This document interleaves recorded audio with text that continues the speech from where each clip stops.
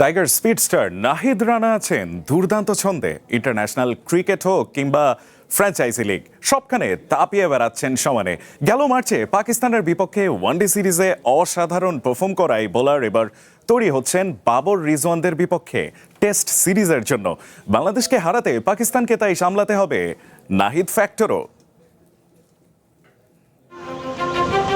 হাসি মুখে tiger head coach Phil সিমন্সের সঙ্গে গল্পে মশগুল নাহিদ রানা। হাসবেনি বা না কেন, সময়টা তো দারুণ কাটাচ্ছেন টাইগারদের এই স্পিডস্টার। পিএসএলে গতির ঝড়ে চমক দেখিয়ে super power of the match হয়ে পেশোর জালমিকে জিতিয়েছেন ফাইনাল, তারপর দেশে ফিরেছেন আগের দিন। হোম অফ ক্রিকেটে এদিন পাকিস্তানের বিপক্ষে টেস্ট সিরিজের অনুশীলনেও পাওয়া গিয়েছে তাকে। যতটা দুর্দান্ত ফর্মে আছেন, সব ঠিক থাকলে শান মাসুদের দলকে যে টাফ টাইম দেবেন তা নিশ্চিত করেই বলা যায়।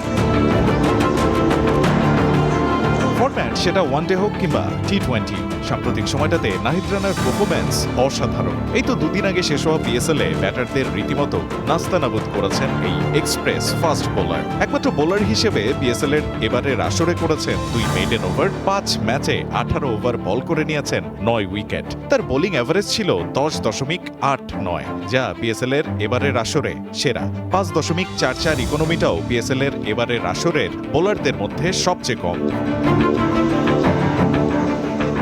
জাতীয় দলের টেস্ট জার্সিতে পাকিস্তানের বিপক্ষে বল হাতে নাহিদের রেকর্ডটাও দুর্দান্ত। 2024 সালে রাওয়ালপিন্ডিতে দ্বিতীয় টেস্টে 5 উইকেট নিয়ে খাবি খাইয়েছিলেন পাকিস্তানি ব্যাটারদের। এরপর ফরম্যাট বদলালেও নাহিদ জুজু আর কাটেনি পাকিস্তানিদের। গেল মার্চেই মিরপুরে প্রথম ওয়ানডেতে একাই 5 উইকেট নিয়ে ধসিয়ে দেন রিজওয়ান ফারহানদের, হন ম্যাচ সেরাও।